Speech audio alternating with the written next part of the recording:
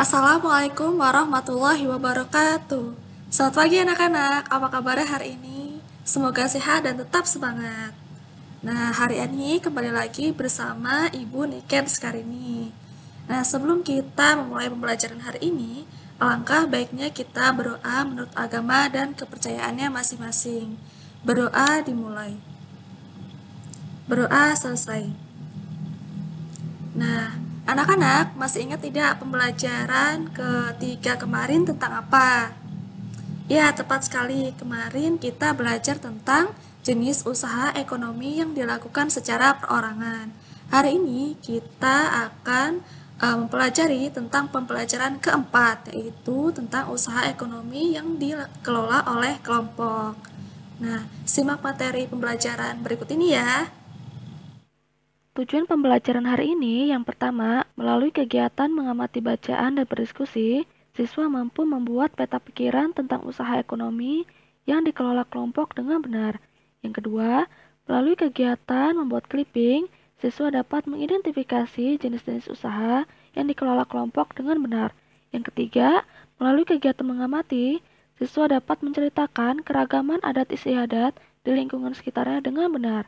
Yang keempat, melalui kegiatan bercerita, siswa dapat menyebutkan kebiasaan kerjasama dan bergaul dengan lintas suku dan agama.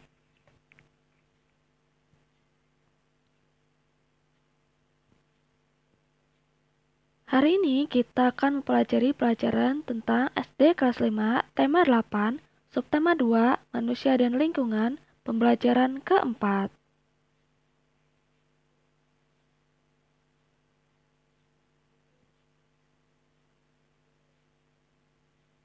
Nah, anak-anak, dalam pembelajaran ketiga disebutkan jenis usaha ekonomi yang dilakukan secara perorangan. Bagaimana dengan jenis usaha yang dilakukan secara kelompok?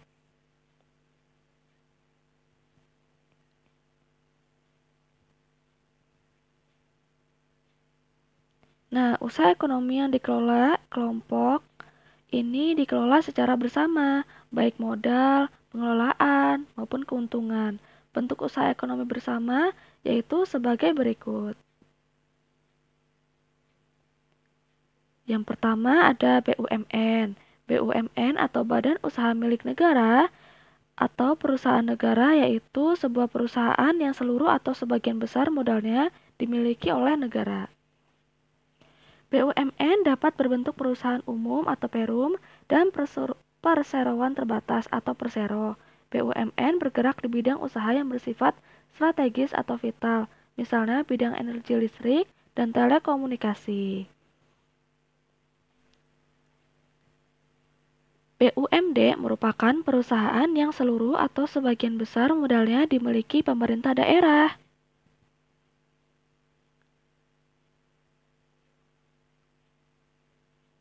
Tujuan pendirian BUMD yang pertama, ikut melaksanakan pembangunan ekonomi daerah dan pembangunan ekonomi nasional. Yang kedua, memenuhi kebutuhan rakyat dan menyediakan lapangan kerja untuk mewujudkan masyarakat adil dan makmur.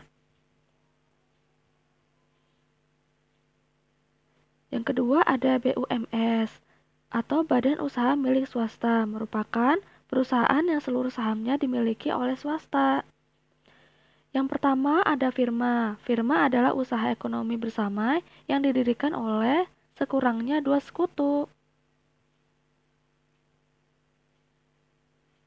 Nah, setiap anggota memiliki hak untuk bertindak atas nama firma dan bertanggung jawab secara penuh atas risiko kerugian firma. Firma biasanya bergerak di bidang layanan konsultasi hukum dan keuangan. B. Persekutuan komanditer atau CV didirikan oleh sekurang-kurangnya dua orang yang menyetorkan modal. Pada CV terdapat dua jenis sekutu, yaitu sekutu aktif dan sekutu pasif. Sekutu aktif berperan sebagai investor dan pengelola CV. Sekutu pasif berperan sebagai investor tanpa terlibat dalam pengelolaan CV. Yang ketiga ada perseroan terbatas atau PT adalah usaha bersama yang modalnya merupakan kumpulan saham sebagai bukti kepemilikan suatu perusahaan atas penyetoran modal. Saham memiliki nilai nominal tertentu.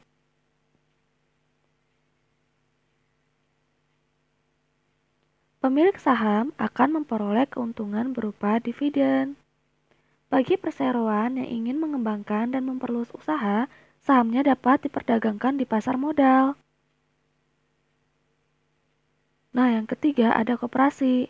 Koperasi adalah usaha bersama yang bertujuan menyejahterakan anggotanya.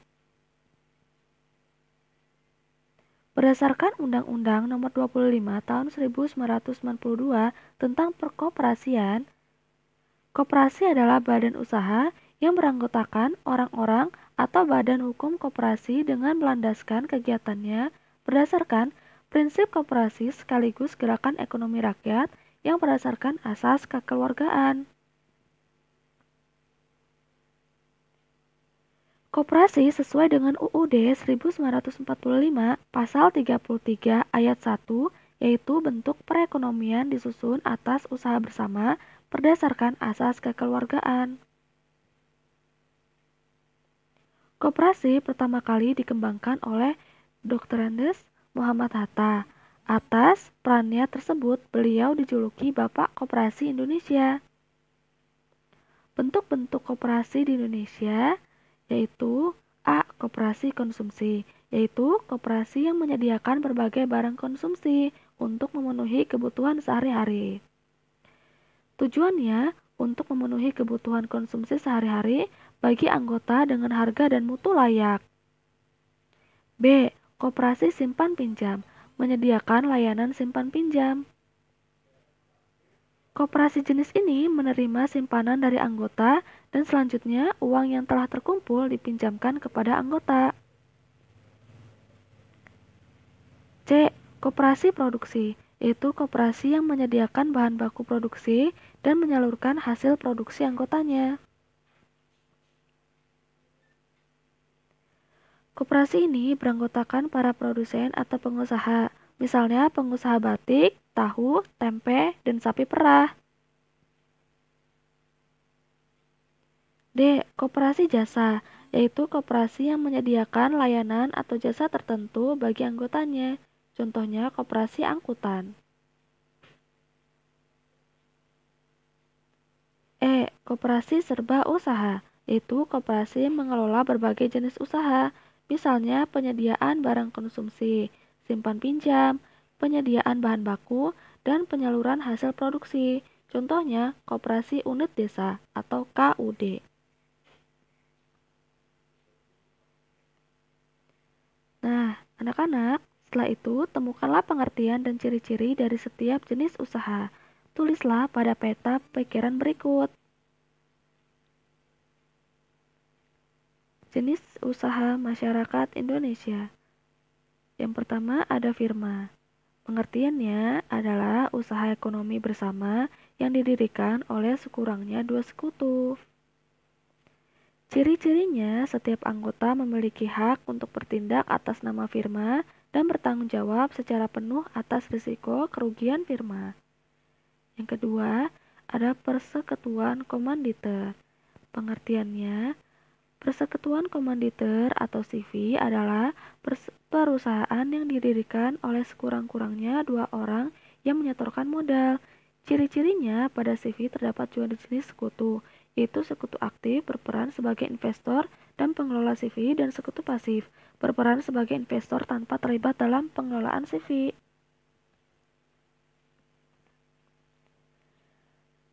Yang ketiga, perseroan terbatas.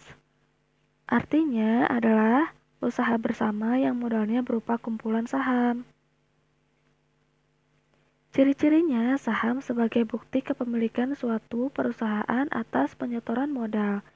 Saham memiliki nilai nominal tertentu dan bisa diperjualbelikan di pasar modal.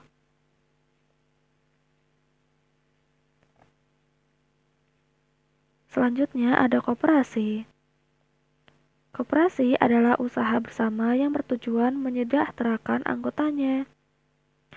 Ciri-cirinya sesuai dengan UUD 1945 pasal 33 ayat 1 Bentuk perekonomian koperasi disusun atas usaha bersama berdasarkan asas kekeluargaan.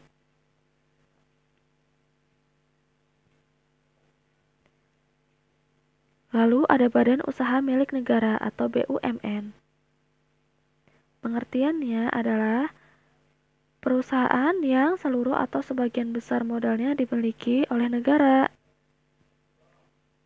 Ciri-cirinya BUMN dapat berbentuk perusahaan umum dan perseroan terbatas. BUMN bergerak di bidang usaha yang bersifat strategis atau vital, misalnya bidang energi listrik dan telekomunikasi.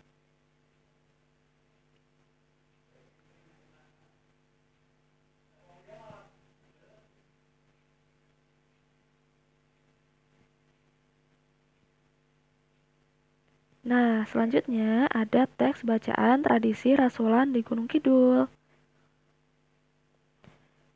Masyarakat Gunung Kidul di Provinsi DIY atau Daerah Istimewa Yogyakarta mengenal tradisi rasulan. Tradisi ini dilakukan oleh para petani setelah masa panen. Waktu pelaksanaan tergantung kesepakatan warga setiap dusun, tetapi biasanya sekitar bulan Juni atau Juli.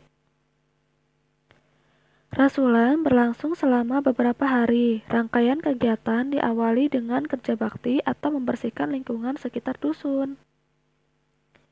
Warga bergotong royong memperbaiki jalan, mengecat pagar, membersihkan makam, dan disemarakkan dengan berbagai rangkaian kegiatan olahraga dan pertunjukan seni budaya.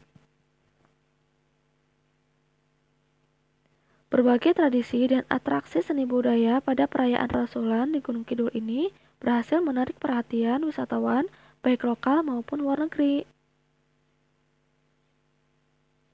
Atraksi seni budaya yang disuguhkan seperti doger, jatilan, wayang kulit, dan reok Ponorogo.